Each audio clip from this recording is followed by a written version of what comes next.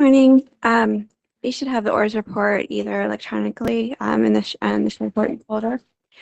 So the first table is the new accounts that have been created. So you can see that we continue to create new accounts for ORS. Providers continue to register. The month of November, we had a little bit less, but that is expected with the holidays and the earlier months, we do continue to see more, but in November, there were 551 new accounts that of people that registered for ORS. As far as the ICD-10 compliance, we still remain around 79.9%, but as I mentioned before, we are kind of still working on that, and we have some new strategies that we will be implementing this year to look at auditing and kind of working on improving that all around. We also did work we did do some education with some webinars that we worked on that I'll mention later on, but just to kind of promote the education surrounding the ICD-10 compliance and including that with the reporting of the prescription data. As we look at the accessing ORS using the integrated pharmacy management systems and by EHRs, you can see that overall we do have a highly integrated, we're in a highly integrated state, but there are still pockets in Ohio. We will be working, as I mentioned before, with the Ohio Department of Health through the Rural Health Transformation Grant, and that work will be kicking off pretty much this spring to improve those numbers throughout the state. So we hope to see improvement for that, but we do see, as you see, some of the areas in the state in the Northwest and the Southeast that we can kind of look for opportunities of improvement and definitely have some support with those funding. As we move more into the integration through, as of January 29th, we have 1,876 entities that are in production. Since the last report, we've had about 11 that have either requests that have been received or that the credentials have been sent.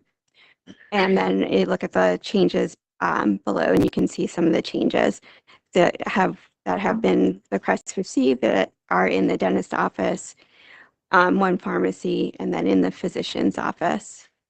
The request data was still processing during this at the time I did this report. But if you turn the page, well, we still have the not in production. You can look over that, and that just gives the reason. Before I get to the next page, I added a new table. But you can see that the not in production, but most of the not production are just that the credentials are set, or the credentials are sent, meaning that we're just waiting for that account to activate it, or the integration request is received, but the different reasons are listed there. But as I mentioned, the request data, so we usually present on the status of how many requests were received per month. That data was still processing when I did the report, so I did kind of add a summary of some of the new features that we added this past year. And so the one feature that we added the previous year was the non-fatal overdose indicator, and so that information is we receive from the emergency departments via ODH, and that first graph shows you that over the course of the year we've received 13,450 patient discharges from the Ohio hospitals that were sent via ODH, and you can kind of see the breakdown by age group. These are all for drug overdoses, and again, it's drug overdoses, so it encompasses the whole based on the diagnosis code. Again, this is the first year of reporting, so it will probably change over the time, but kind of this is the breakdown that we did see. And then the second chart is a breakdown and showing the MOUD alerts. So this was the alerts that the new feature that we enabled in ORS that sends a notification to providers when there's a lapse in a potential lapse in the MOUD treatment for patients that may have a lapse in receiving their prescriptions for MOUD, and it sends a notification to the provider, and it also provides on the ORS report.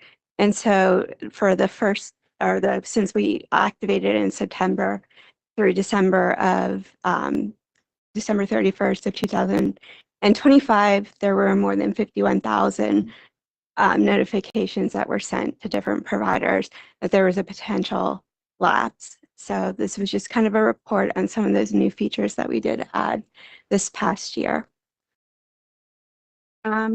That is, oh, and then lastly, just to give you a status update, we are this year and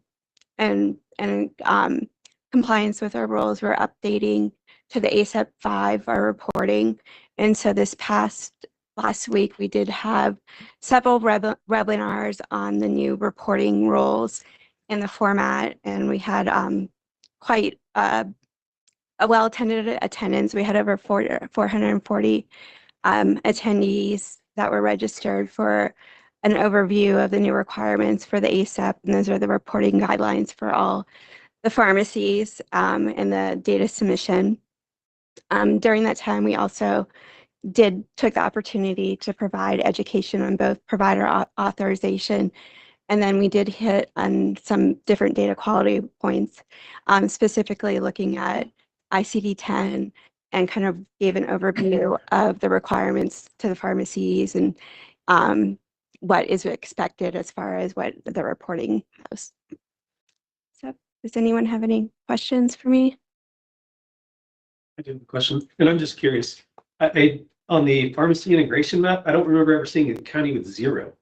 Did we lose like the only pharmacy that was integrated? Do you know? I know I've seen the 33 and stuff in the Southeast Ohio area. I just saw a 0, and I don't remember ever seeing the 0 for a whole county. Yeah, I could and that could just be, again, it could just be one pharmacy that may have dropped out, or it could be, the numerator versus denominator. So we do see kind of changes, but I'll look into that and see.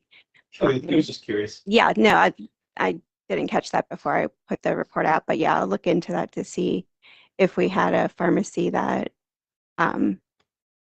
for some reason is not, if there's something systematic that is going on. But that's definitely what we're trying to kind of follow up with, to see if there's not only, we've had integration for so many years, but we want to make sure that there haven't been changes once the pharmacies have gotten integration, that they still need support, or that there's been changes with their systems that, that there's something else that we're missing. Thanks. And one of the things, a reason for not integrating 7 years ago may no longer exist, and that's what we'll be following up on as well. And formerly integrated pharmacies that no longer are, find out what caused that. Right. Part of the work that we'll be doing with ODH will include doing a needs assessment. So I hope to gather some information on that to help us strategically work and understand what the barriers are, but also what we could, how we could be supportive to making sure that we are making the right decisions and working with them and implementing the correct strategies.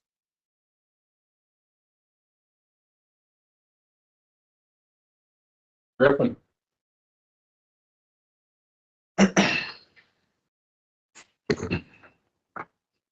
Good morning. So as a reminder, my numbers are from December. And so as of the end of December, we had 589 open cases. We'd received 128 complaints during the month of December. We had 40 self-initiated complaints that our field staff initiated from the field. Additionally, we referred 39 cases to legal to keep Sharon's group busy. So additionally, we also had 2 criminal convictions, 1 treatment in lieu, 1 criminal indictment, and we executed 4 search warrants and had 2 summary suspensions in the month of December. As our inspection numbers, we had 377 completed inspections with 138 written warnings issued. In reference to our search warrants, we participated in one search warrant in Southeast Ohio at a prescriber clinic for overprescribing opioids. And then 3 search warrants were for unlicensed locations, which were sports nutrition and health supplement retailer, where we located for sale unapproved peptides at all 3 locations. Additionally, from a staffing perspective, we had our new compliance specialist start, Christina Greenwald, and she has begun her 14-week orientation period. So you will see her here at one of the future board meetings to observe an entire board meeting and introduce herself also to you all. So does anyone have any questions? Thank you. Martin Moore. I do not have anything.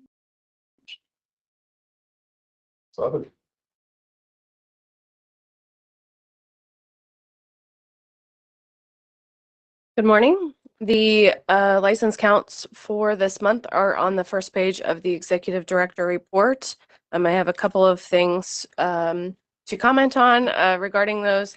The registered technician renewal opened on Friday, so at the time of this report, I didn't have an update. We've had a few hundred already renew, about 3% of the overall. The licensing department sent lots of communication and somewhat targeted to the technicians, trying to make it simple, of those that need to earn CE and report CE versus those that do not. We even are targeting those registered technicians where through our integration with NABP, we cannot identify or match the technician that they have a CPE or I'm sorry, an eProfile Connect number where they would report their CE. So if they don't have that number, they cannot comply with our rules and most likely cannot fully comply with our rules to earn CE. So we're trying to really target that group because it's an easily identifiable group. It ebbs and flows, but it's less than 1,000, more than 500. So we also are underway with the pharmacist CE audit. I hope we're at the point now where we have the data back from NABP. We've analyzed it, and we're going to start going through and sending out notices to pharmacists so that if for some reason they didn't toggle that, and I think in pharmacist letter right on to share it to CPE monitor, or they had a certificate, just didn't get uploaded, something or other, that they'll provide that to us and see where the remediation is. I'd like to share preliminary findings with the board at the next meeting while we're still in that information, allowing them to give us the certificates. And we'll be talking yet later this morning during some of my presentation about the UMPJE, or the Uniform Jurisprudence Examination Implementation. So be happy to answer any questions if you all have any. I would like to if there are no questions. And I'll try to give you a little bit more time. If you don't see a document in a folder, feel free to refresh. I was making some updates right before I came in. The first item, I'll try to follow the agenda, Mr. President, is an examination score request from Lindsay Kessler. Ms. Kessler, I'll say at the top, this is a formal adoption into the minutes pursuant to the board's resolution. President Houston already approved this licensee's request, or this applicant's request. Ms. Kessler took and passed the MPJE and the NAPLEX. The NAPLEX was on her 3rd attempt. There is a rule referenced at the bottom of the cover sheet that requires all attempts to be within a 12-month period in order to keep that first passing score valid. Unfortunately, her 2nd and 3rd attempts were about 15 months apart. Based on some other approvals that the board has made, President Houston approved to waive that portion of the rule and accept her score and issue her license. So this is just asking for a formal motion to adopt it into the minutes of the board.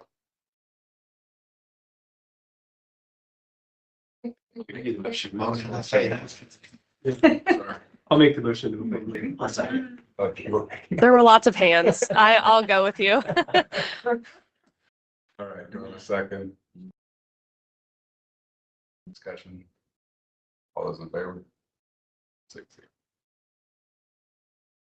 Okay, the next request we have is a pharmacy intern extension or renewal request. This has not been considered already by President Houston, so this is a first initial consideration. And it's a bit different than what you've normally seen, or it's not one that the board has weighed in on yet, or one of its kind. Mr. Mastery is a foreign graduate. He obtained his FPGEC in December of 2018 and became licensed in Ohio as a foreign grad in December of that same year.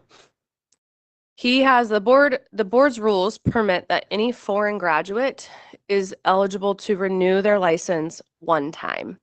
Regularly, foreign grads, either because they are still trying to find work or earn the required 1,740 internship hours, regularly request a second attempt or a second renewal to have more time to complete that. Mr. Mastery has been granted by the board essentially 4 years in total from a request in 2021 and then a subsequent request in 2023. He has earned the required hours he needs. He had applied with us as a pharmacist exam candidate. He never has attempted the exams, and I'll let his personal narrative that's attached to the request explain some of his personal circumstances that are involved and why he's requesting additional time after. I have some more to add after, but I'd like you to review his narrative there.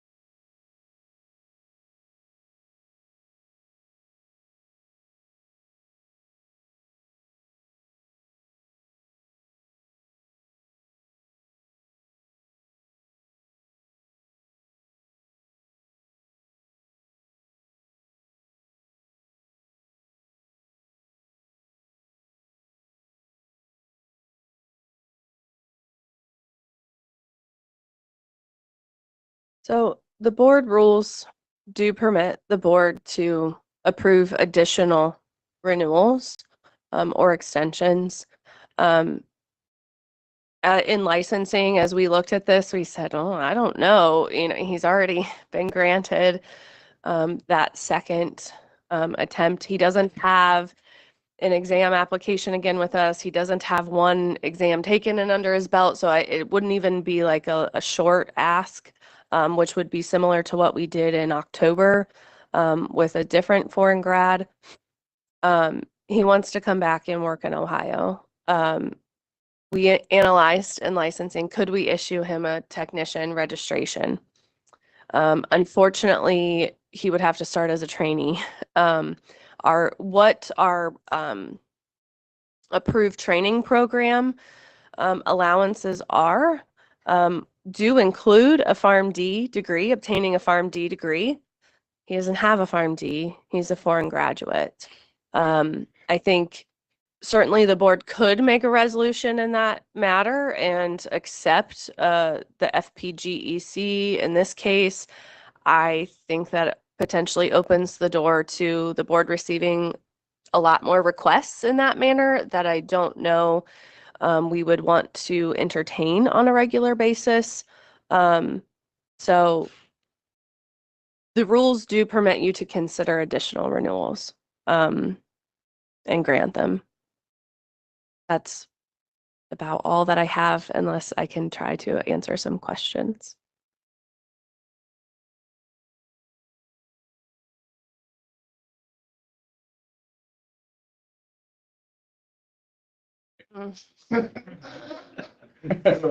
Where you're Personal thoughts.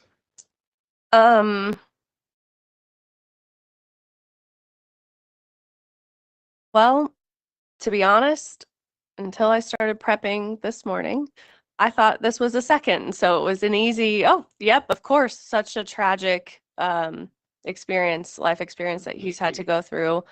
But I think I would probably tie, I don't know, it's a chicken or an egg. I would, in this case, I'd give him 2 more years. I don't know that it will be enough. But I would say I was leaning towards, oh, tie it to registering as a pharmacist, scheduling those exams. He doesn't have to be in Ohio to do that, but he might need money to be able to do those activities. Why would he move back to Ohio unless he has a license and can get a job? I think those are the kinds of things that I would be considering, and without a lot of those answers or knowing that there are too many dependencies, personally, I would err on giving him another 2 years, but that maybe I'm soft.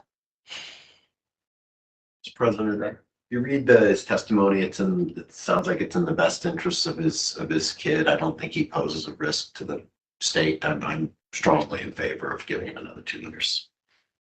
Second. George, any discussions? Those in favor? 6-0. Thank you. I do have a discussion item on the agenda. I do not have enough information at this time to present fully to the board or to discuss. I will mention that in light of a lot of inspections that Mr. Griffin just reported on, specifically in the med spa space, we are encountering a lot of what appear to be brokers operating in the state. And so they're involved in and coordinating the sale, right? Connecting the buyer and the seller together. We are still analyzing this at the board of what meets the definitions, what doesn't. But we do have some applicants who are brokers who are saying, sure, we'll get licensed in your state. However, we're at this crux kind of where I'll be headed to next with the investigational drugs, where we require we're on the maybe forefront of requiring licensure, where maybe some other home states do not require licensure. In those instances, we rely on an ABP to do the drug distributor accreditation review, formerly known as VOD. In the broker space, they feel like those operations cannot meet the requirements in order to do a drug distributor accreditation review. And so it's this, again, it's just a gap, and we want them to be licensed, but how can they satisfy some requirements to make us feel comfortable? They're not down the street, on Broad Street. We can't just walk in their door. Who has some oversight? And so we have a particular licensee that has presented to us an inspection from the National Coalition for Drug Quality and Security, the NCDQS, to see if the board would entertain accepting that. We need to gather some more information, but that you all are prepared when we bring that, hopefully next month, that you will know what we're talking about a little bit there, and the kind of position that we're in, the tug and pull. Then I'll move on to my last 2 items, which are both resolutions. The first is a board resolution related to the distribution of investigational new drugs and products into Ohio. The board previously required or passed a resolution requiring a full licensure for distribution by February 4th, which is in a couple days.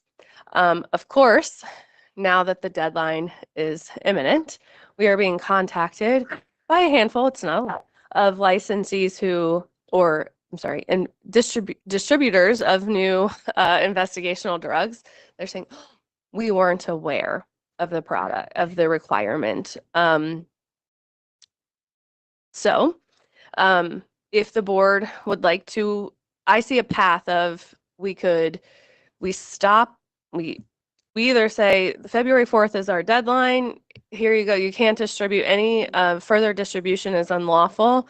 I think Miss Way behind me who knows a little bit more about the types of drugs. These are mostly clinical trials.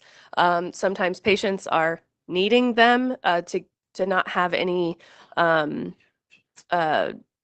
separation of treatment. That's not the word I was looking for, but you know what I mean.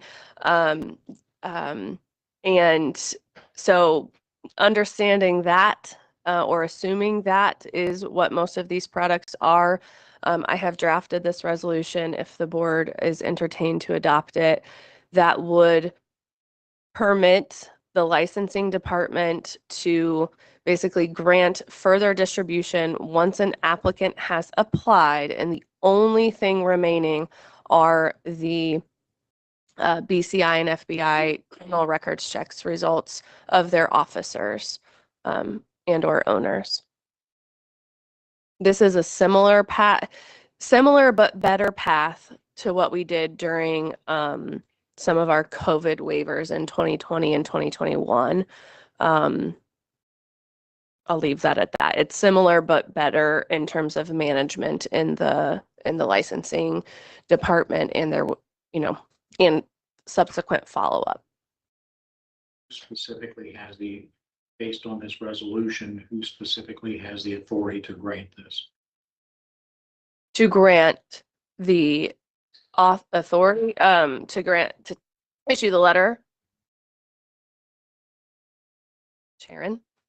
Well, I would read it as it's kind of automatic. If they have submitted their license application, the only thing remaining is the BCI, then they would receive notice that they can continue to operate. So it's not really a discretionary action.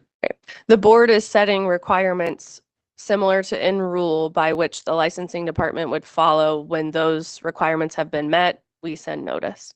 Thank you.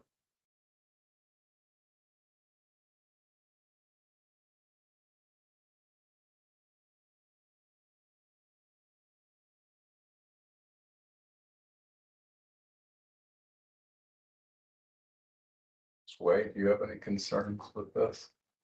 No, probably some more information, as our folks in Ohio are getting their word out to their supplier and their sponsors, and those folks have reached out to us.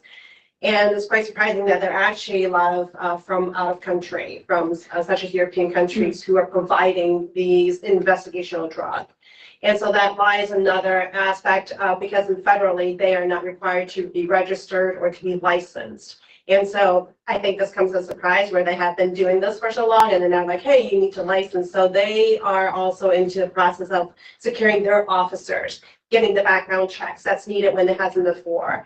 And we do not want to disrupt these clinical trials. I did check from those that reach out to us, I did check the clinical trials. They are legitimate clinical trials that's registered within the United States Registry. So again, we don't want to disrupt. As you all know, here in Ohio, we have quite a few of children's hospital as well as clinical research and academia institutions that are participating in a lot of clinical trials. We want to make sure that we don't prevent patient access while we're going through the licensing process. So when it says may continue, we kind of just left it as an open door kind of thing because we're not sure how long that process is going to take. Correct.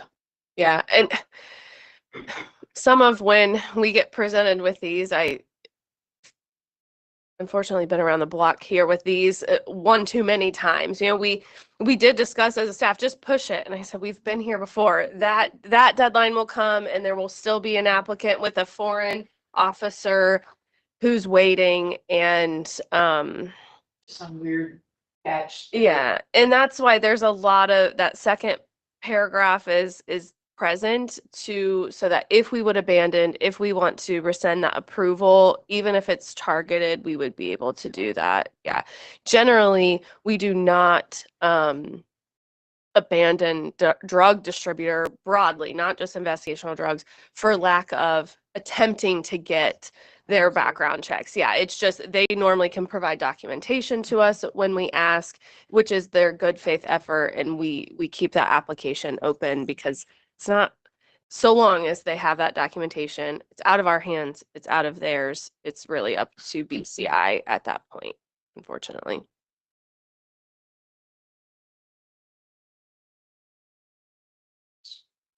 Clinical trials for more than 2 decades. I understand many of the suppliers were from England and Germany and around the world, India.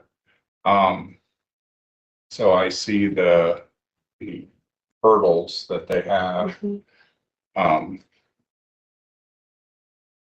I see this still protects all our concerns as well. I don't see a problem with it as written. Does anybody else? You need a formal motion on this? We do. Can't make the motion, can sign it.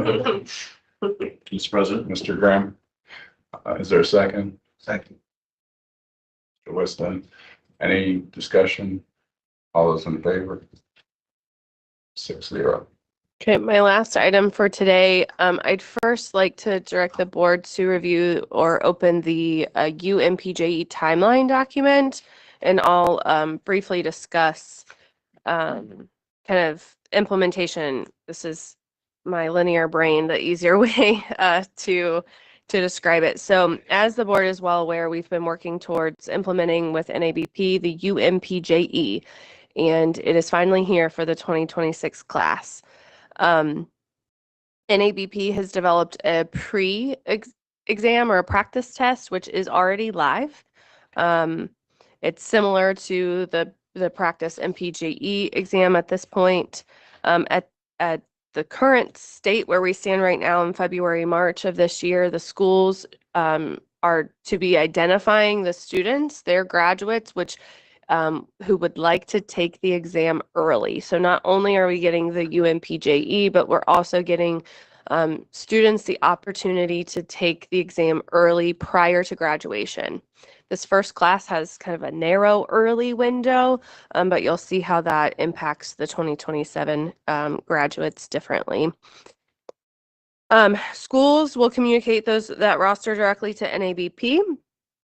And NABP will handle all requests for that UMPJE. So the board staff are not involved in that at all.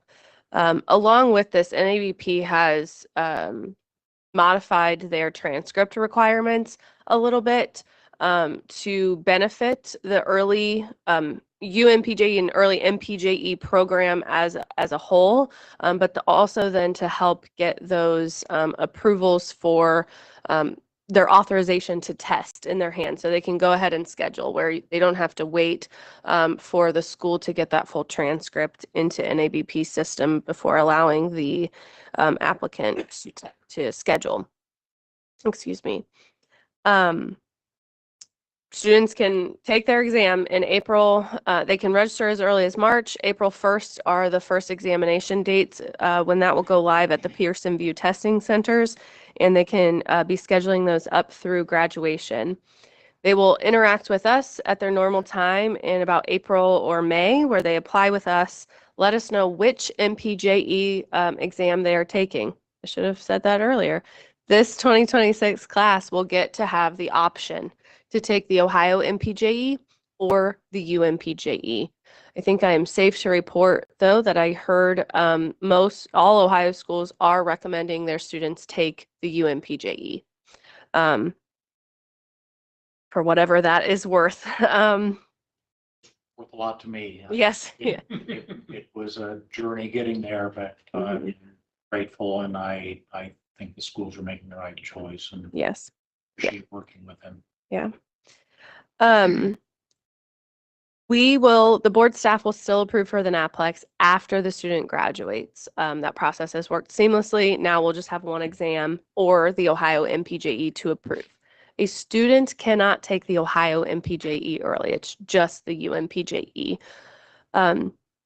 We will allow that Ohio MPJE to remain available even for reciprocity candidates who need an MPJE. They could take either or until or through an examination date of September 30th. Starting October 1st, NABP will basically shut down and pull out the Ohio MPJE from the testing centers from being able to be registered for whatnot. Any additional Ohio MPJE registrations that will be open at that time would be closed out. So we are communicating to all applicants at this point, okay, you have a choice, but if you're going to register for the Ohio MPJE, don't register for it beyond September. You're not going to be able to use that as an acceptable score. You see that there's the second column for 2027 graduates. So while the 2026 grads are working through, the schools will already be talking to the 2027 grads, as their early option will start as early as the fall of 2026. So they'll be able to take that a whole year potentially early prior to graduation. And I say year, not calendar, but more so academic, maybe half of an academic year early. So all the UMPJE cost is greater than the Ohio MPJE, and that is an NABP decision. Obviously, it can be used more widely or potentially for more states than just a single state, and they will accept score transfers. Students are only 2026, 27, until NABP changes its guidance, only allowed to have one early attempt at the UMPJE. And all attempts are similar when it comes to the MPJE exam, where it's a max of 5, and there's standard waiting periods in between re-examination attempts. So with that information, does anyone have any questions about the UMPJE? I guess I should tell you, we have 5 states confirmed, which Ohio is one of. There's a couple of others in the works to soon adopt the UMPJE this year. Some of it's a timing issue of how quickly NABP could get those states onboarded. So we anticipate, or there's already talk that there will be quite a few more come 2027. I was just curious from the non-pharmacy perspective. What is the ultimate goal here? Why such a change? Yeah, go ahead, Steve. Yep. Once upon a time, it actually, Ohio drove this. Ohio brought the resolution to NABP 4 years ago, 3 years ago. And it literally emanated, I got a call during COVID lockdown, shutdown from Jeff. So Jeff wrote it. Just, I think, wanting to discuss the results and the like, and expressing concern, I immediately called Jenny, who at that point, I don't think had any involvement with the exam yet. The MPJE, the Ohio specific exam. Right. And we got talking, Jenny got looking into it, and ultimately, I think we concluded that in reality, the similarities between the states far outweighed the differences in state laws. And there were states dropping out of, doing away with any exam, any law exam, which we as a staff vehemently opposed, which this board at the time vehemently opposed. There were states dropping out because they could not maintain the validity of their tests in spite of the immense support that NABP was providing. So we started looking at it internally, had some discussion internally with the board, presented it to NABP. NABP as a staff ultimately embraced it. Then the executive committee embraced it, and it just keeps moving. And I think from my perspective as the other non-pharmacist in the room, we firmly believe that there is so much law involved in the practice of pharmacy that teaching that and testing that is critical. And based on some discussions we've had not too long ago, seems rather clear that the teaching is trying to teach the test, not the law, and we think the school should get away with that, or away from that. And the portability of licensure is key. These interstate compacts are popular. What we have in pharmacy in Ohio predates compacts, and from my perspective, is superior. When you have interstate compacts, you have universal violations, but how do you have that when one state says you can't do this and another one says you can, and on and on. So we think that addresses the ability of the states to maintain a valid test.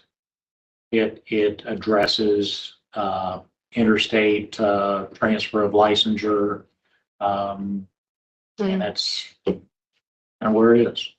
That's extremely helpful. Yeah, you're welcome. And much credit to Jenny here, who's put in the time on the UMPJE steering committee and a content review, who, we put our resources, to that as kind of our support to get it to where it is now, which is, according to them, very quick to create a new exam and implement it in that short period of time.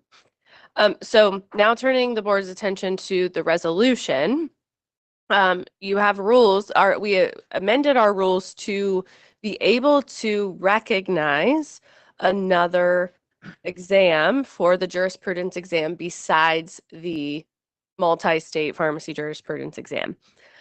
We would like to formally, or the board needs to formally recognize the uniform multi-state pharmacy jurisprudence exam, the UMPJE. Additionally, there are what we were just talking about with those scores and the validity of our first request. We just need to recognize when the cutoff period will be. And again, it is specific to examination dates. So if they have passed the Ohio MPJE prior to October 1st, 2026, that and all of their other scores remain valid, we will still be able to issue their license. There's not going to be any re-examining just because they didn't have the right exam at the right time if they abide by or follow that parameter. It's a little bit complex, and I appreciate Mr. Houston looking at this resolution. Should note, he already approved this resolution, so we're looking for formal adoption into the minutes. He approved it prior to this meeting so that we could start talking about it and communicating about it. So I'm glad I thought of that. So thank you. I'm happy to still entertain any questions, but.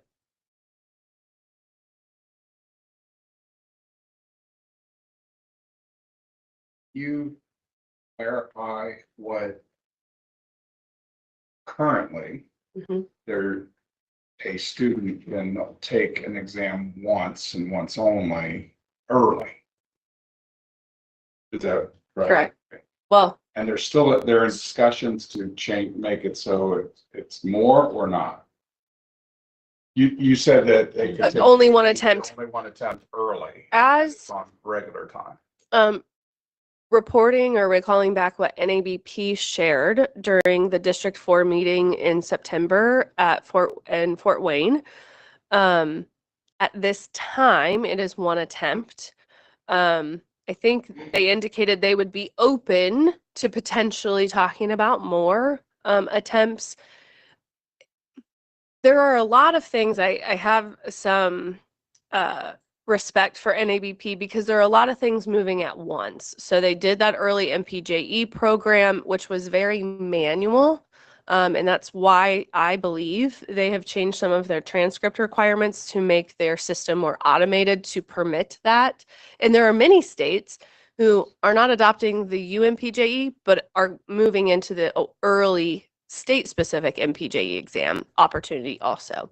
And they're implementing UMPJE.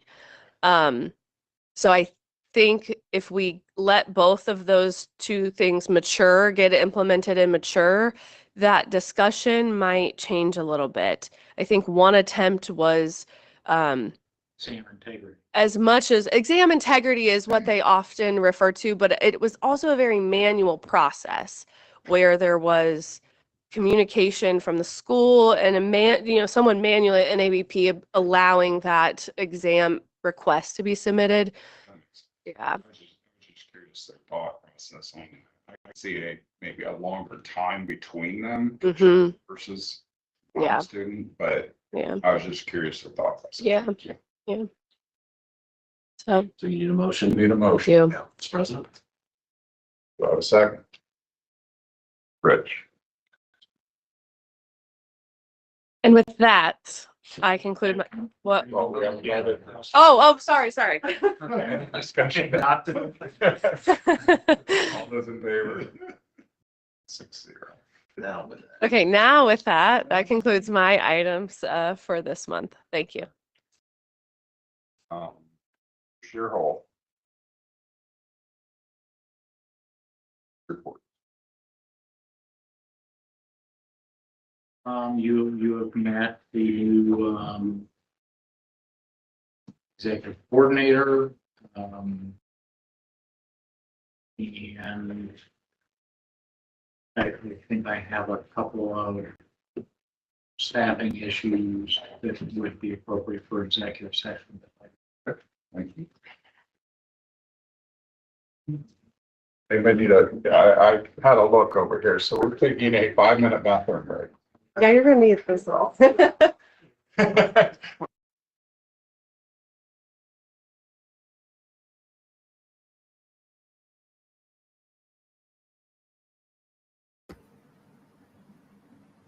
I'm still over here looking for that other thing. Did they even talk about it yet? Not yet. They're going on a bathroom break. I'm gonna go on bathroom break too. Go for it. I'm like, well, you gotta go, right? But yeah, I don't know what they were talking about. I think the next part is on the agenda is rules, and I think that's our part. But they were going over like the resolution. Okay, I'm gonna go pee. Okay.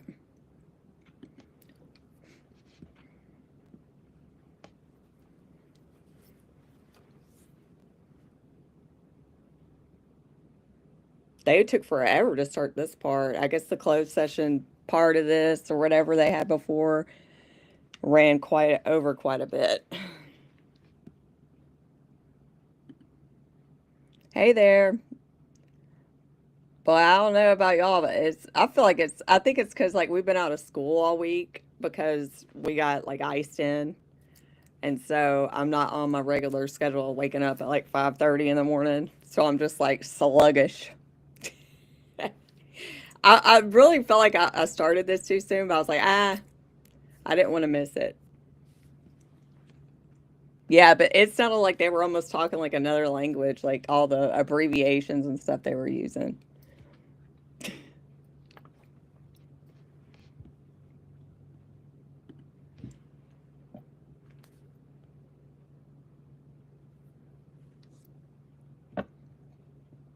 But I mean, it should be this next part coming up should be our part. I'm not really sure what all it's going to entail, but I guess we'll find out. I agree. They need to get to our part.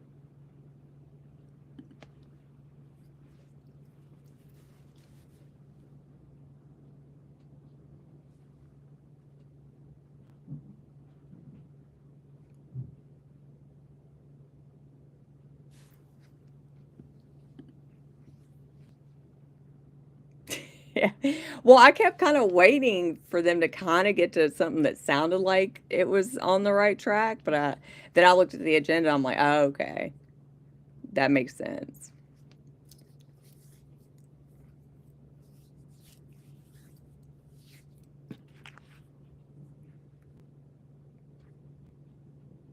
Poor guy. I guess he had to go to the bathroom. I totally understand. Yeah, our part should be next. It's like a few, I guess it's called the rules part.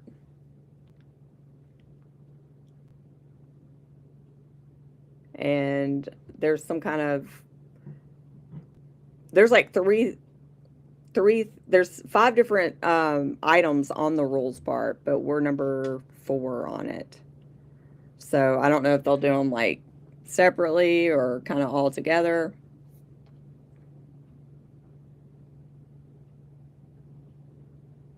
Yeah, we'll ask him. It's okay. You're not spammy. Yeah, we'll ask.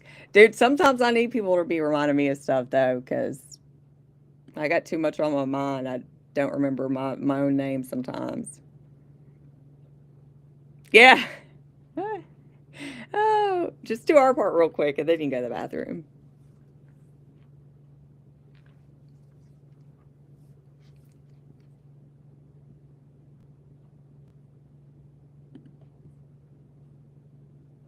Yeah. Unfortunately, though, that's how it goes. Usually we don't go live until it gets to that part, but I wasn't sure. And so I was like, I'm just going to go ahead and go live so we don't miss it. What's up, Drew and Tracy? And super fun quiz, wildflower candles. Yeah, I was telling Drew, because he said listening to an hour plus meeting for a few minutes about our leave. I'm like, yeah, usually I don't go live, but I did get a little bit excited this morning. Yeah. It's like early, and I was just like, I didn't even say I was going live. I just went live. What y'all are witnessing is what we do behind the scenes. Y'all just get the edited stuff whenever you see me post up. We Dude, will sit for California's bad. hours. Like every time we have a California one, I'm like, oh God. Mm-hmm.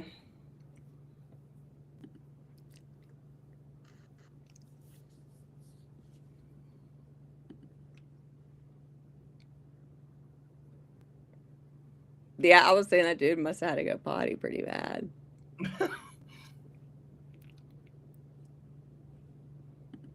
True.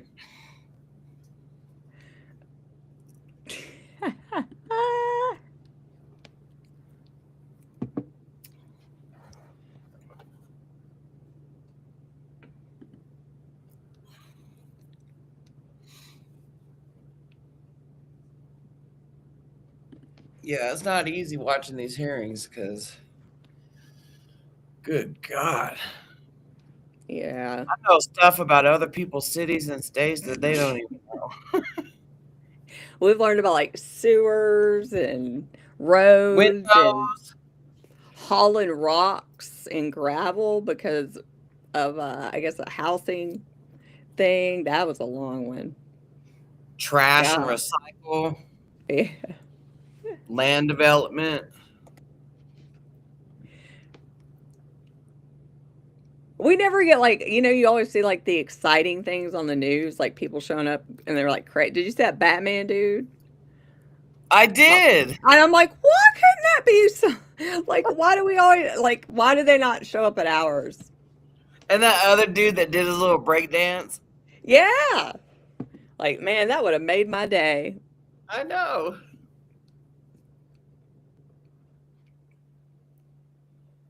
Tiki Talk. You commented your state? Oh, okay. On my post that I have about states. I haven't went and looked at TikTok yet.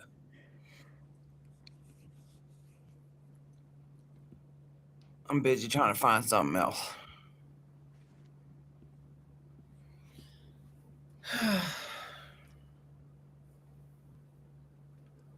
Hopefully, you'll find it.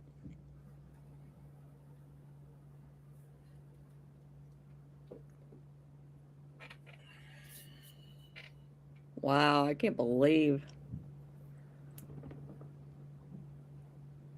I was saying there's like 5 different items in this next bar. I think we're number 4. I hope they kind of go over them together. I don't even know what this is actually going to be about. Oh, here we go, I think. Well, it moved.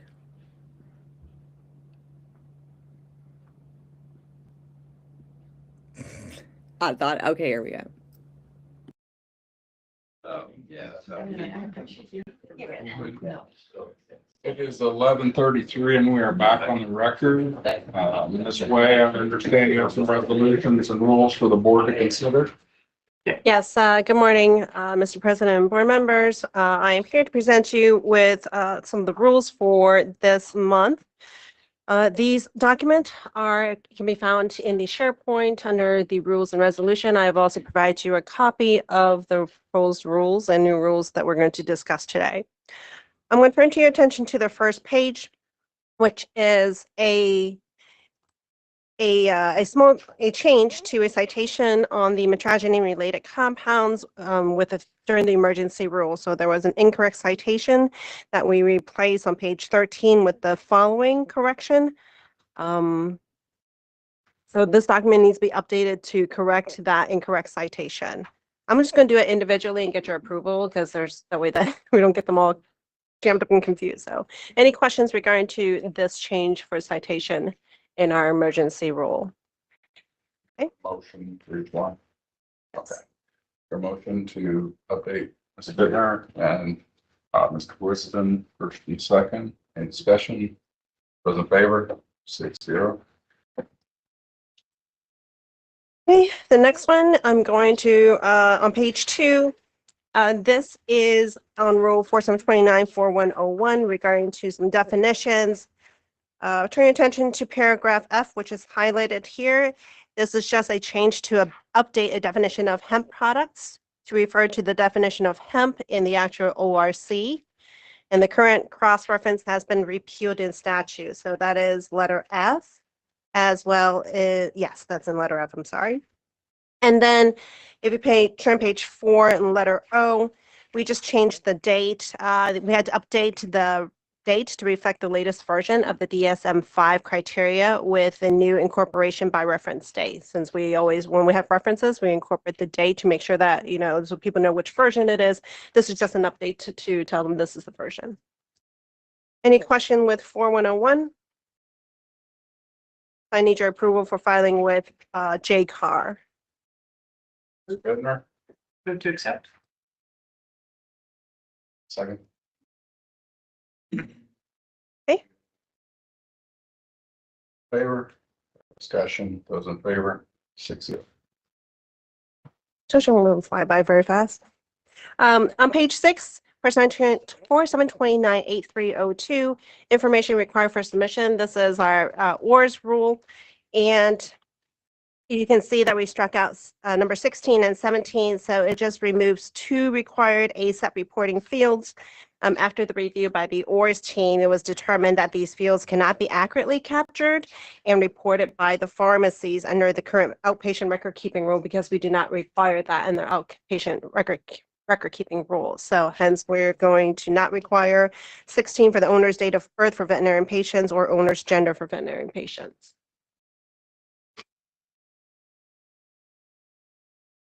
Second. Any discussion? All in favor? 6-0. Okay, so this is the next pack of rules from page 7 to 19. As you may recall, this is the rule for responsible person of a TDDD. At the request of the CSI, we had engaged in conversations with several institution facilities that had raised concerns about, their operation concerns about responsible person, especially when they have different facilities and prescriber clinics under that institution facilities. So after discussion of with the several of these facilities, it is recommended to add some additional flexibility, especially regarding to satellite pharmacies like in a hospital campus and remote hospital-owned clinics. So I'm going to go towards the changes on page 11. What we have added here is that for a facility, this is regarding to pharmacy, and the pharmacist serving as the responsible person, they have to comply with one of the followings.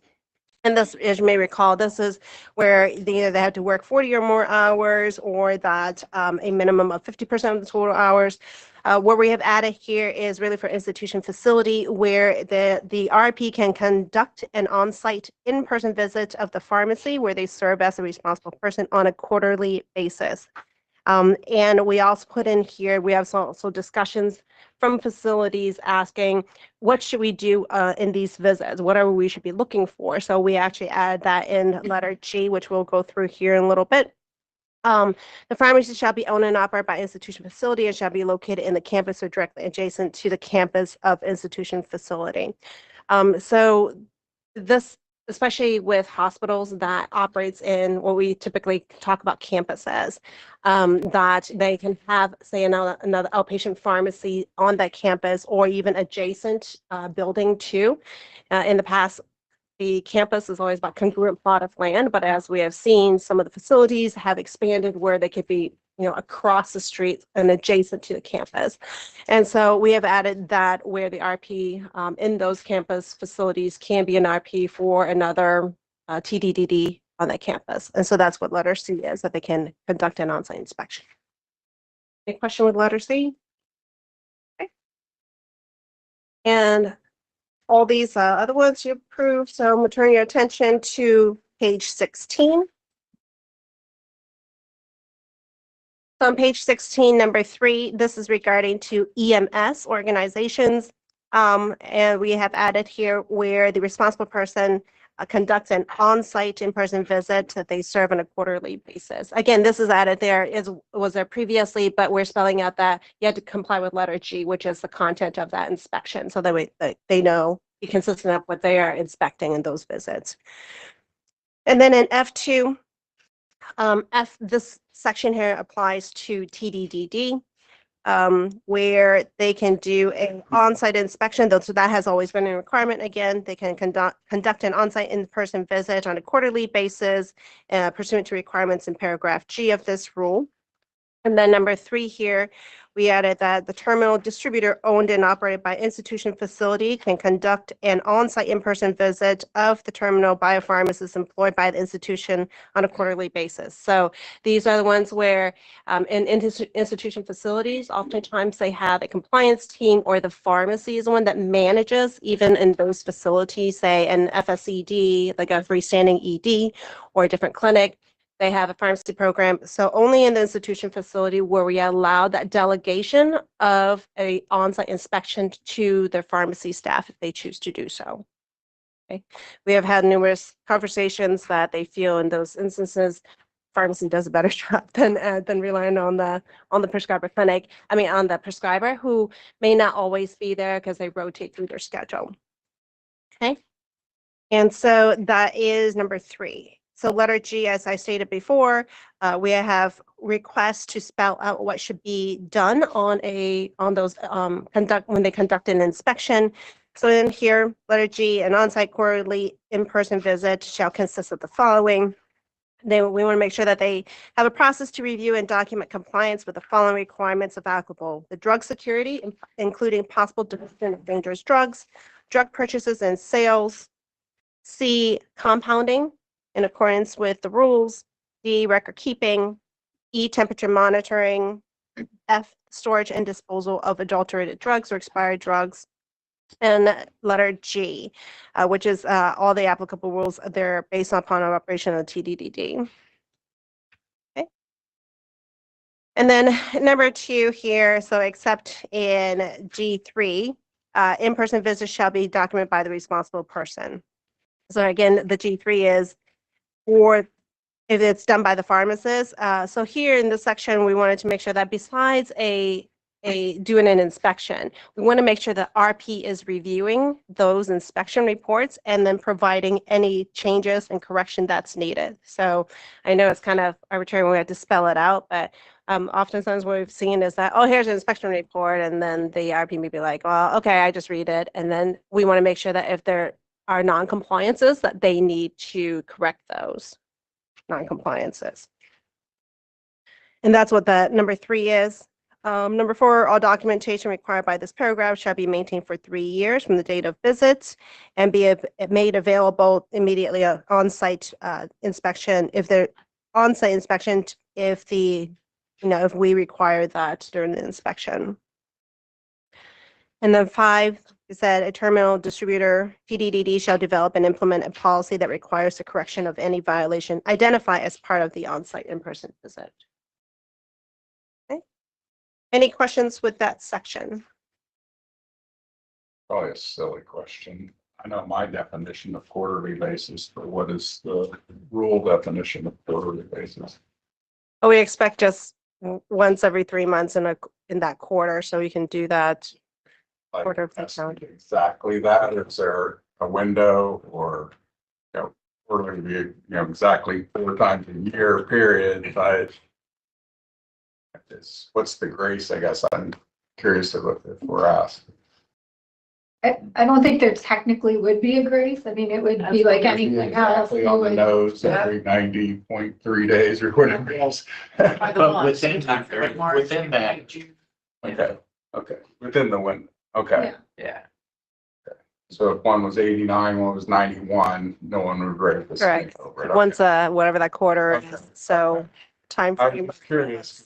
That defined as quarterly, which is a term interpretation. So And I would say it's like any other rule that, the board, we might have non-strict compliance with a rule. That doesn't necessarily mean it's going to turn into a site. No. Look at a 10 too. We tried, but that person was sent to the hospital with appendicitis. They did it the next day. Okay, good. Yeah. Okay. I was just curious. I just had on what was it, 2, where it said except as provided in paragraph G3, this rule, all on-site in-person visits shall be documented by the responsible person. But the responsible person is the one that has to do it. Correct. Just seems In those areas, except in G3, which is the institution where they can delegate the pharmacist to do. We have concern about delegation, but of course the concern is,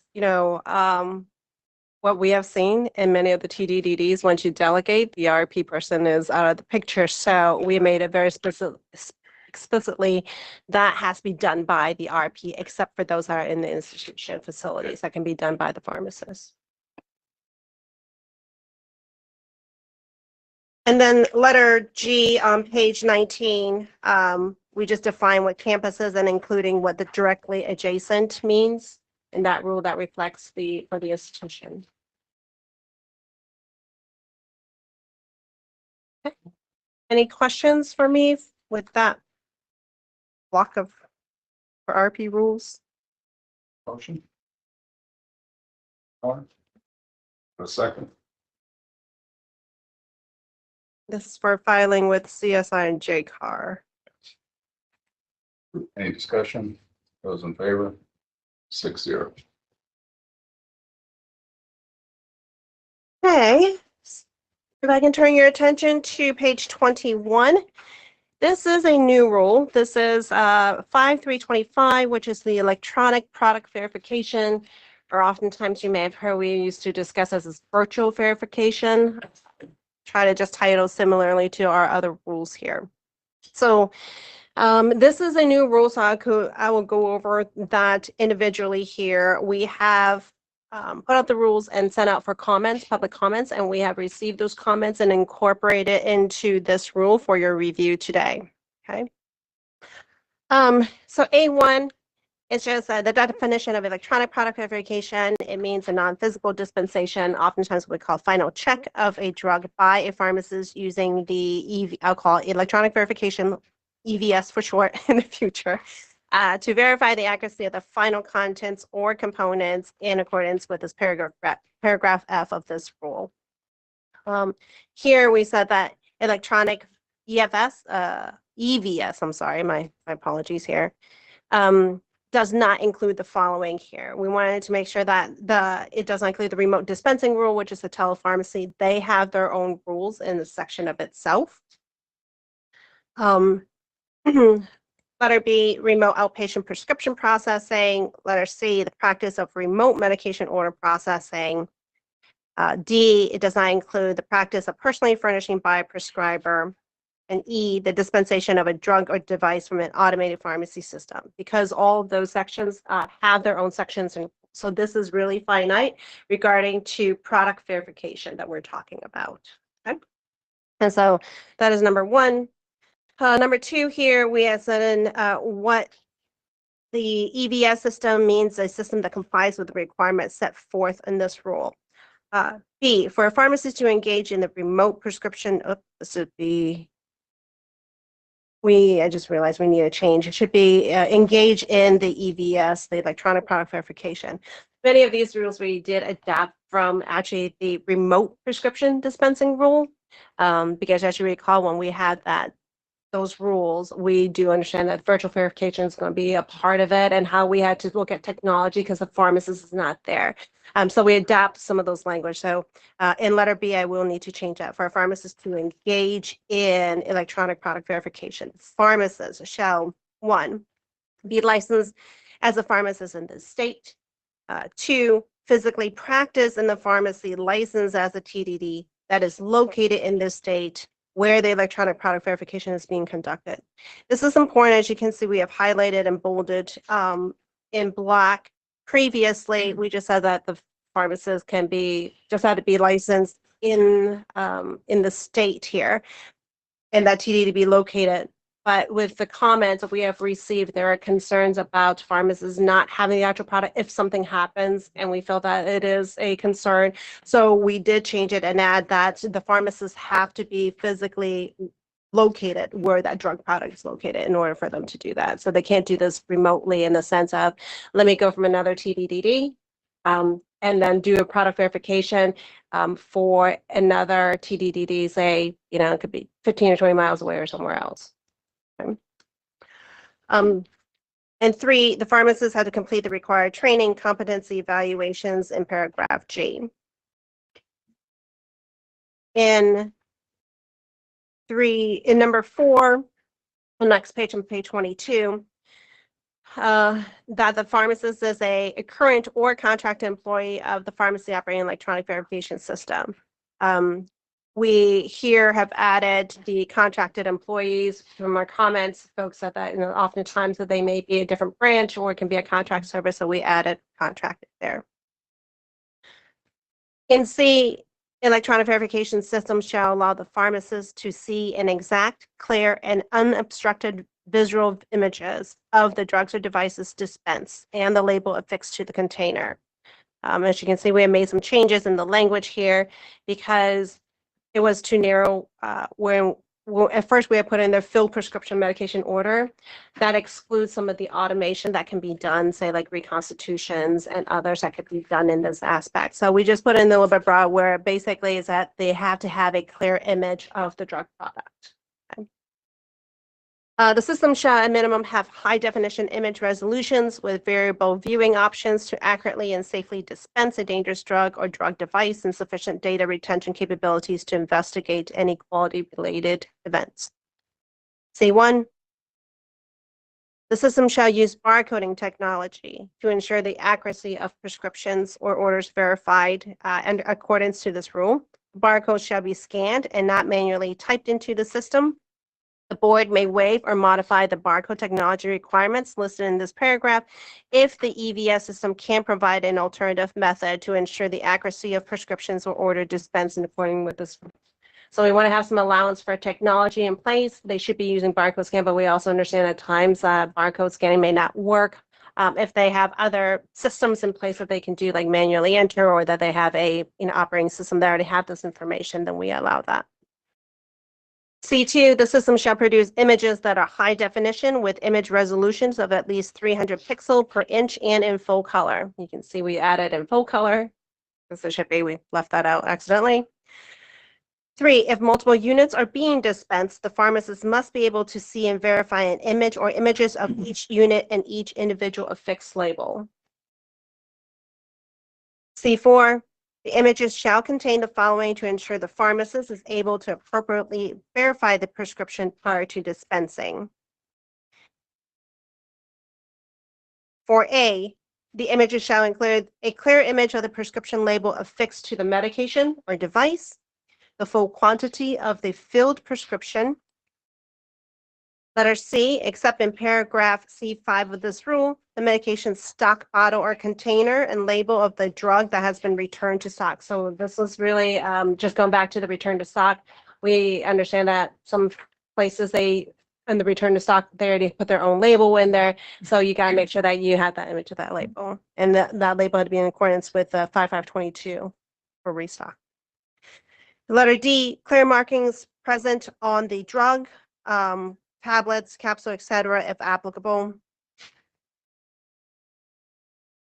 E, a clear image of the drug's NDC number or G10, global trade item number, serial number, lot number, and expiration date, if not otherwise captured and maintained in the pharmacy system.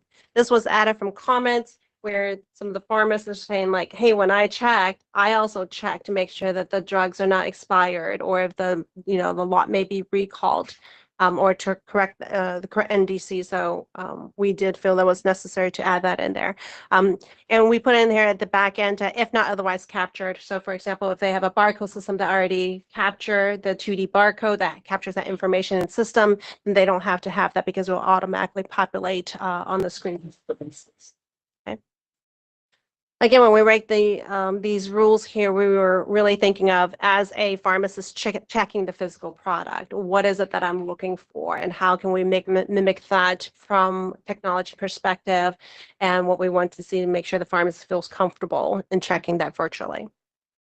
Number 5, the board may waive or modify the requirements listed in the paragraph C4C of this rule if the electronic verification system can provide an alternative method that accurately captures information from the medication stock bottle and or container and a label and a drug that has been returned to stock. That one is a long one, but it goes back, same language, returned to stock here. Number 6, the system shall use stock images of the correct drug being dispensed, including markings if applicable. That is true. Even though the system that we have seen oftentimes already have the stock image, but we want to make sure it's a requirement. So that way the pharmacist knows what it's supposed to look like. Okay. 7, images associated with the verification and dispensing of a prescription or order shall be retained in a secure and readily retrievable format and maintained for 1 year from the date of verification. As you can see, we actually struck out the part where it become patient's profile. I think oftentimes people forget, patient profile may be limited. It's really what we want to make sure that that there's a record time back to the patient. So as long as it is readily retrievable, that we can tie it back to the patient. Question comes up, that suffices that. Number 8, use of an electronic verification system shall be terminated if the system is not properly functioning. Prior to resuming the use of system, the pharmacy shall identify the root cause or causes of the malfunction and shall validate that system is properly functioning. The pharmacy shall maintain the documentation of root cause or causes of the malfunction for a period of 3 years in a readily retrievable format. Similar language to our APS systems and other record-keeping requirements. Number 9, the EVS shall be capable of clearly communicating that the pharmacist has verified the drug or device prior to distribution. So we want to make sure that as a technician, I know whether I can sell this drug or not. There needs to be a clear communication of that, whether pharmacists have done their verification. Number 10, prior to dispensing, the pharmacist shall review and authorize overrides performed by a pharmacy tech or pharmacy intern of any technological generated errors, warnings, alerts, or exceptions related to system functionality or verification accuracy. Documentation of the pharmacist's review and authorization must be captured using electronic positive ID and maintained for 3 years from date of review in a readily retrievable format. 11, a pharmacist shall not be required to conduct EPV or EVS. I think we probably need to put some consistent language there. If in the pharmacist's professional judgment, the system, personnel, or processes employed by the pharmacy present a danger to the health and safety of the patient. Similar language where we have the pharmacist make that decision when they check. Letter D, all electronic product verification shall be documented using an electronic form of positive ID in accordance with the rule. Letter E, no further manipulation of the prescription or order shall occur after the pharmacist's electronic verification is complete, other than applying the required container lid or seal. Okay, just include preparing a finished prescription medication order for mailing, delivery, or storage. So once the product is verified, we want to make sure that, you know, technicians are not opening it, recounting it, or relabeling it, because when that happens, they should go back to the pharmacist for verification. And there is exception we'll call out here in a little bit. In letter F, the section here is really about compounded products. So except as provided for in this paragraph, a pharmacist shall not conduct the electronic product verification of compounded drug preparations. One, all electronic product verification of a compounded drug preparation shall comply with the requirements of this rule. So this came about where people said, hey, if I'm trying to do product verification, electronic product verification, do I just need to comply with F, or do I need to comply with all the C's and others? So we just said, well, just be clear. So instead of copying the entire section, we just said that you need to comply with all that section. So in regards to E, say you have a situation where you've verified it, but then the billing changes. You need to go back in, because a lot of times you can change the billing and it'll go through. You wouldn't have to verify it again. Correct. No, the products are verified. It's no different than right now. If you know, what you require the pharmacist to verify on that product is what you, that process will not change. Yeah. But if they manipulate it, like, oh, let me open it, let me recount this, right? Or, you know, even if, oh, I dropped the tablet, it's on the floor. Once it's, there should not be any manipulation once the pharmacist check it. Okay. In F2, only components used for compound drug preparation may be verified by pharmacists using electronic verification system.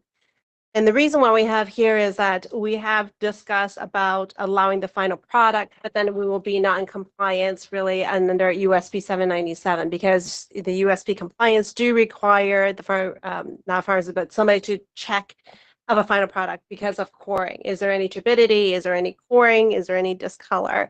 Maybe one day the technology will be in place, or technology comes, we can certainly revisit that. But so for right now, only the components. And that's what we have seen is some of the institution requests. They have asked up when using barcode for components, but they still have a pharmacist in the back end just to make sure that there's no particles and turbidity there. Number 3, reconstituted drugs may be used or manipulated for compounding after the pharmacist completes electronic verification.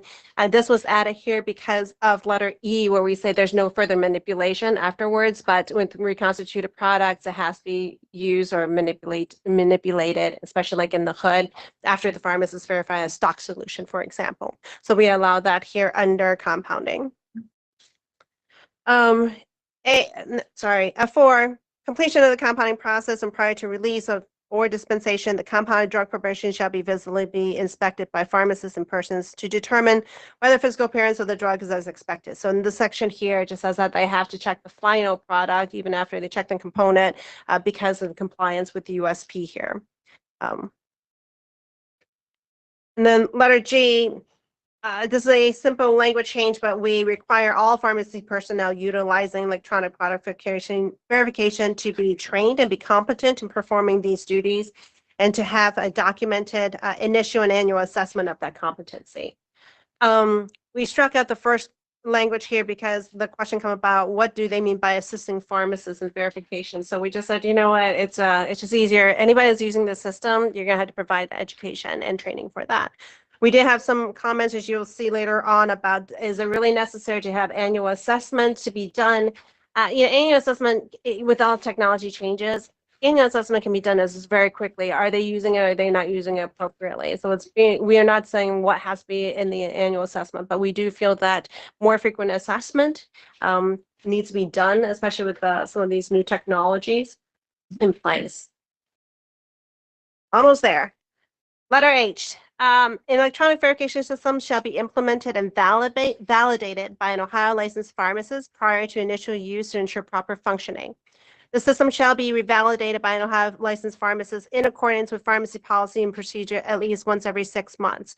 Because we're using this language very similar to when we do the automated pharmacy or automated dispensing system about barcode verification, we do want to make sure that the mapping of NEC bar and barcodes are done correctly. So I know this is on the 6 months, but again, with the new system, we can certainly revisit this in the future. But we do feel that it is necessary for that pharmacist just revalidation and to check that things are in order every 6 months. H1, proof of that compliance and validation, revalidation requirements shall be documented by an Ohio licensed pharmacist and maintained in a readily retrievable format for 3 years from the date of validation or revalidation. H2, the record shall document the positive ID of that pharmacist performing the required validations, the dates performed, and the results of the validation. Letter I, pharmacy using a electronic verification system as authorized by this rule shall maintain an ongoing and documented quality assurance system that monitors the performance of the electronic verification system to ensure proper and accurate functioning in accordance to the rule. Quality assurance system shall also include procedures for reporting reporting systems and malfunctions. So again, this is very similar to our APS, automated pharmacy system rule, where there is some type of QA conducted. Letter J, pharmacy utilizing the system pursuant to this rule shall maintain and implement written policies and procedures governing all aspects of the electronic verification activities. Such policies and procedures shall be maintained in a readily retrievable format and shall include the following but not limited to. So we want to make sure that there's documentation of staff training, competency assessments, the operation of the QA system, including reporting, investigating, and addressing error, system malfunctions, and other quality assurance issues, the validation and revalidation of the system technology to ensure appropriate or proper functioning, and 4, system maintenance, including any routine or preventive maintenance. Letter K, pharmacy using this system shall comply with all applicable record-keeping requirements under the other sections of the rules. And then page 26, lastly, we just struck out letter L because that's already covered elsewhere. I've also included the comments that we have received for this rule. I'm not going to go over all of them here because they're very similar.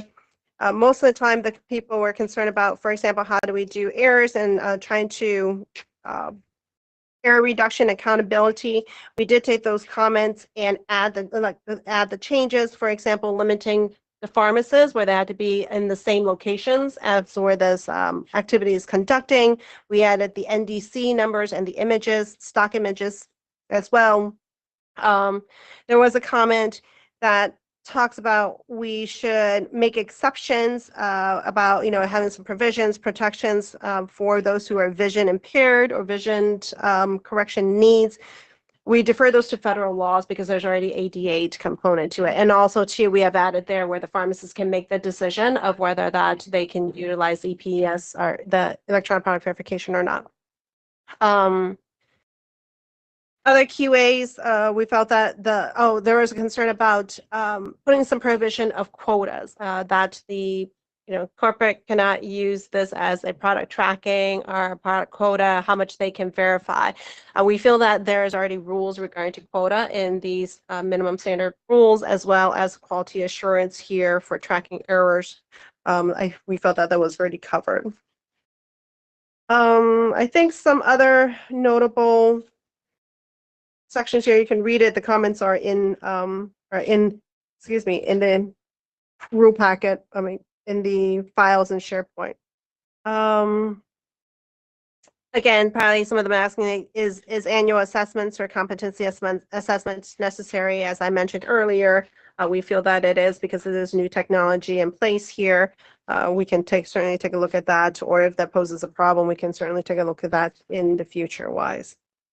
Let's see. I think for those that are against or opposed to the rule, as I mentioned, they felt that that this is a way to eliminate pharmacists, where technology is being used, and that the pharmacists are going to be reduced in number. and that it was a corporation trying to make more money by reducing the staff. We feel that by adding the requirement that the pharmacist, so one, we have to be understanding that we're not saying that there's no pharmacist verification. We still require pharmacist verification. This is not like an automated pharmacy dispensing where there is no verification and it's done in the front end. There is still pharmacist verification of this product. It's just the means of how it is going to be viewed, how the pharmacist is going to verify the product is done by technology advancements with images. And by also requiring that pharmacists have to be physically located there as well. That also adds another security of measure for patient safety. We did have one from mail order that they suggested to eliminate the pharmacists and just using by barcode without images. We felt that is a concern because again, if they wanted to use barcode, that would fall under the automated pharmacy system that they can do so. This is really a product verification by the pharmacist, and that we need to have images, right? As the pharmacist, if you're checking the product physically, you want to be able to see what you're checking. Okay, any questions with the electronic product verification rule? Not, then if I can ask you for a motion approval to file with CSI and JCAR.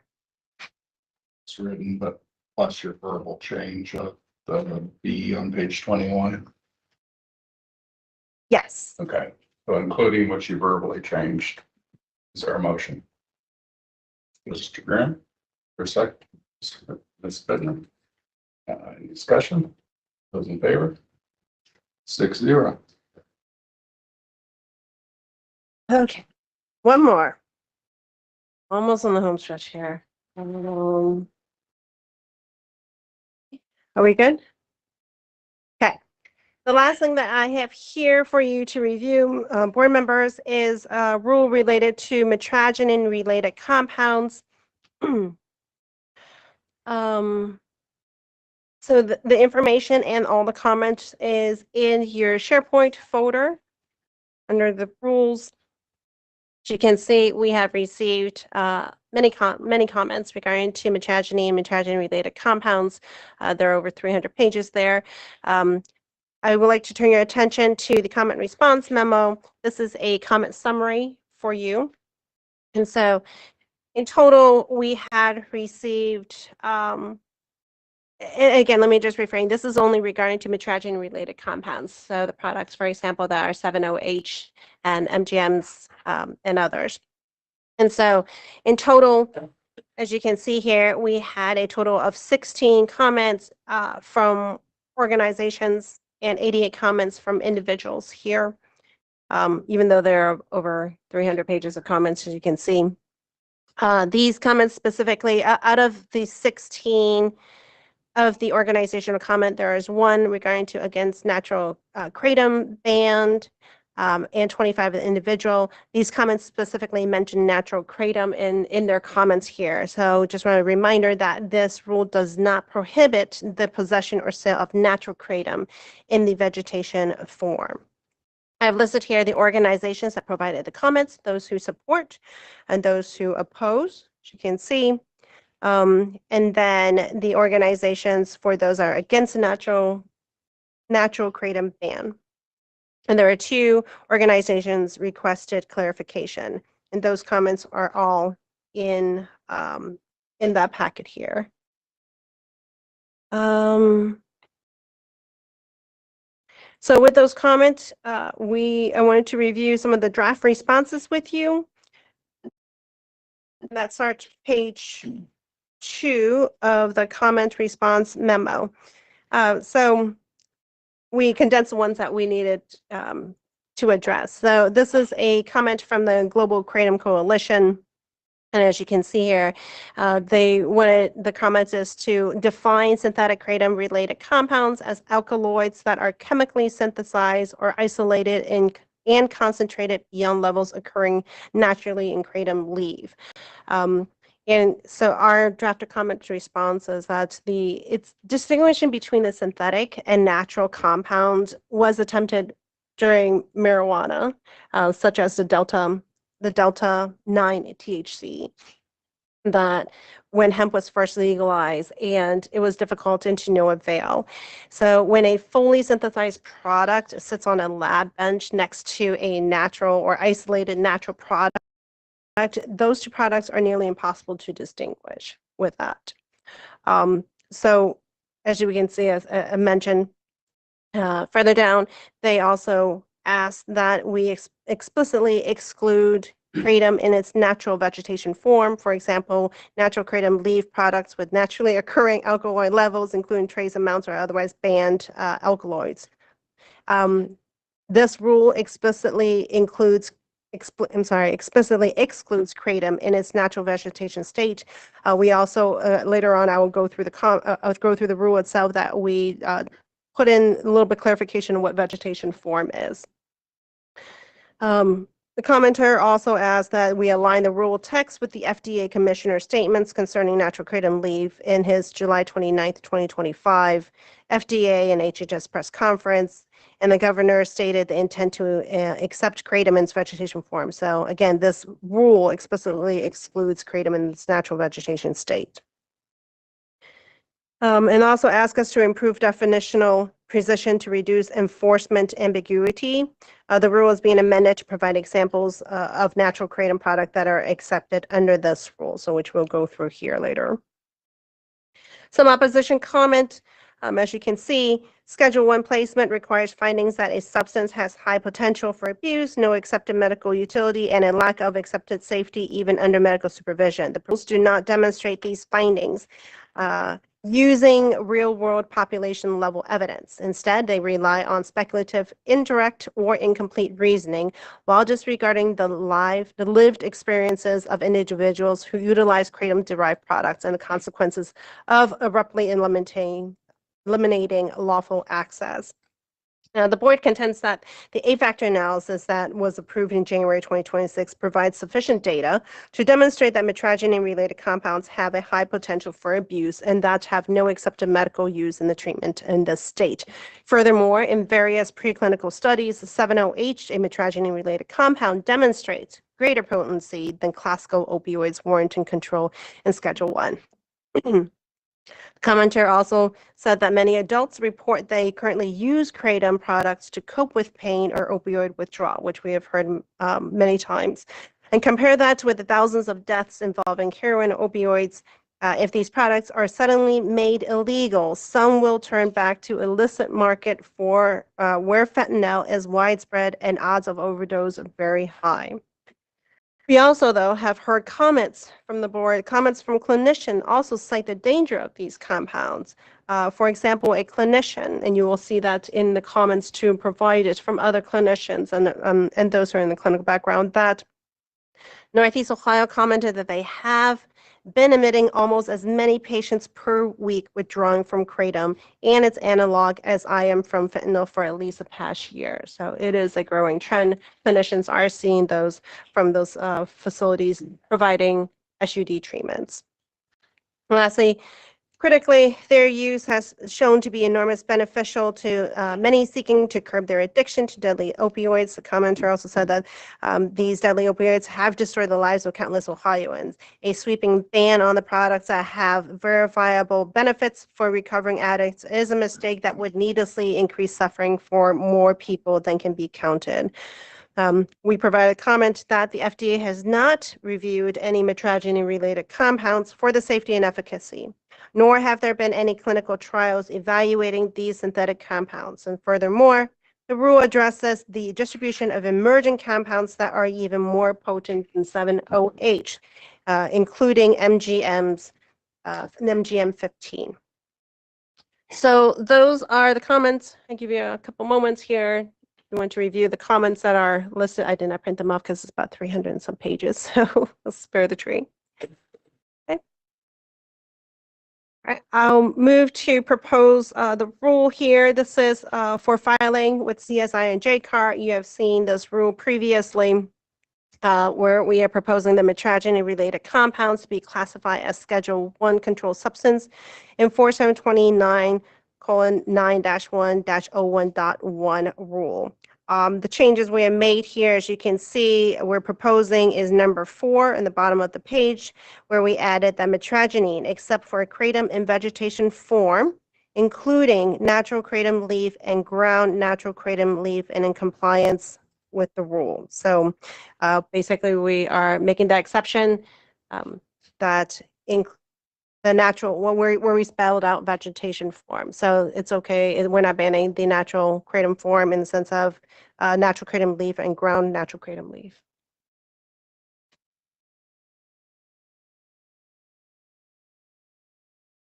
So again, the amendment here is to add some clarity around what is considered vegetative in this rule based on the comment. So thus the phrase including natural kratom leaf and ground natural kratom leaf is being proposed to add to this rule.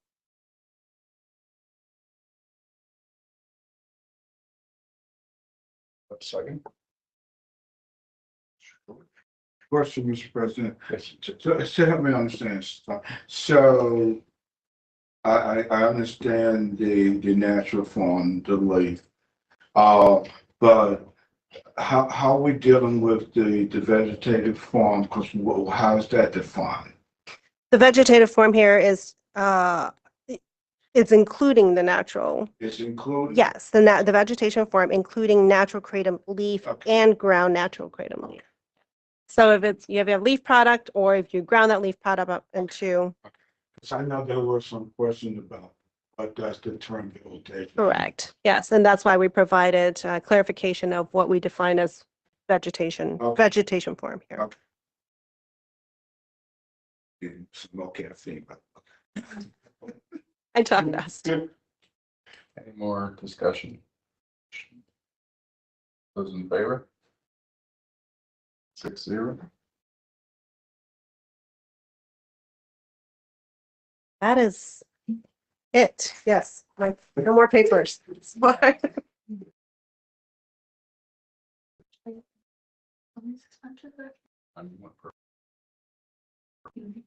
got one. On show one. Alright. Draw for it.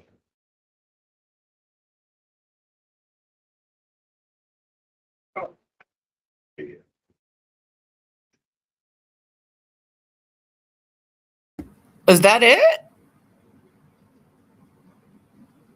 Dude, I guess so. Like, I'm so confused.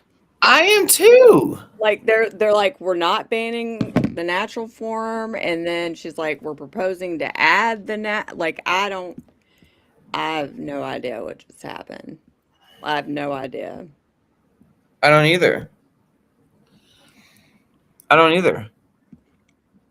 Because they said that they're not going to ban in the natural form in its vegetative state, which is the leaf and the ground up leaf.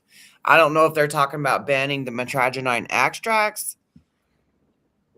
I don't know, but I'm glad the AKA thing is tonight. I know. Make sure y'all attend the AKA webinar tonight, 9 p.m. Eastern time. Yeah, because they're like reading comments, and they're like, we're not proposing natural kratom in its vegetative state. So, and then they, I guess that's why all of our comments didn't show up, because they were picking which ones to call out. Well, I guess. wasn't there 2 different survey monkey things, like one for the 7OH and one for the kratom? I honestly don't remember. But I'm pretty sure that's why all of our comments didn't show up on this one, because this was about banning 7OH.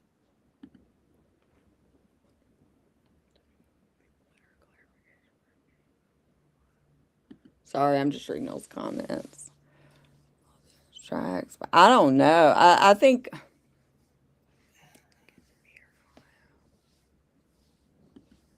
Yeah, well, I say, fuck, I don't know. That was just like such a brain. I mean,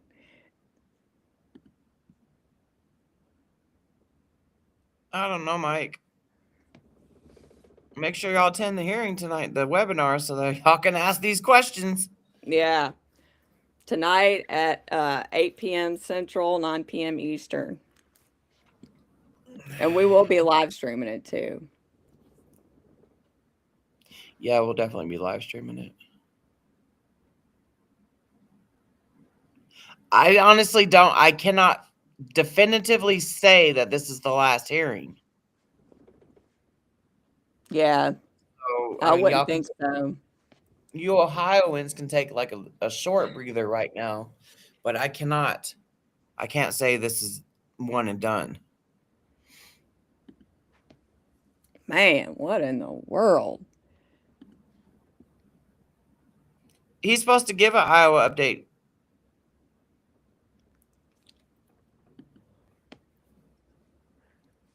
Well, I just wanted to briefly, before we ended, just like say we're not really sure what's going on either. So we can all be kind of confused together till tonight. But I Yeah. do think it was a good thing. I do think it was a good thing for natural leaf. Yeah, for sure. For sure. So I'm going to say it's good for natural leaf for now. But, who knows what the future could hold. We all know how that goes. But anyway, y'all don't forget, again, the AK webinars tonight, 8 p.m. Central, 9 p.m. Eastern. And we'll see y'all there. We will live stream it. If you guys click the little notification bell, hopefully you'll get a notification when we go live. Yeah, But Facebook sucks because I don't get the notifications till like 24 hours later. So definitely click the little notification bell and if you're watching on YouTube. Yeah, man, I go through so many hearings and stuff that I can't keep up. So if I remember correctly, there was 2 Survey Monkey things that they had. And one was for the 7OH and one was for the Leaf Kratom. Yeah. Don't quote me on that because I don't know. It's so hard for me to keep up.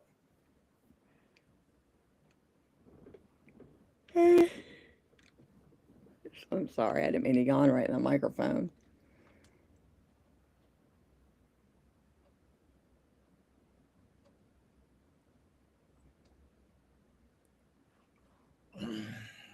Yeah, I think y'all can breathe for now.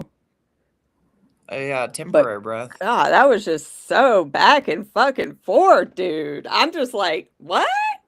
At first, I was like, are they only going to do this document change? What a waste of fucking time. Oh, I wanted to say the document change that they did, they switched out a hyperlink and included a 2018 post or blog or whatever from the former FDA Commissioner Scott Gottlieb. Yeah, and it's a bullshit. It's like 2018's bullshit.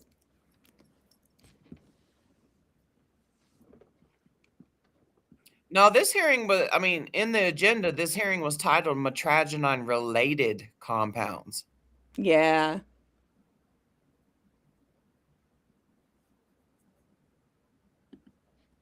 So I don't know. Y'all join the webinar tonight. Yeah. Everybody, we'll see y'all tonight, and y'all have a good rest of your day. But yeah, I think y'all are cool for now. For now. For now. All right.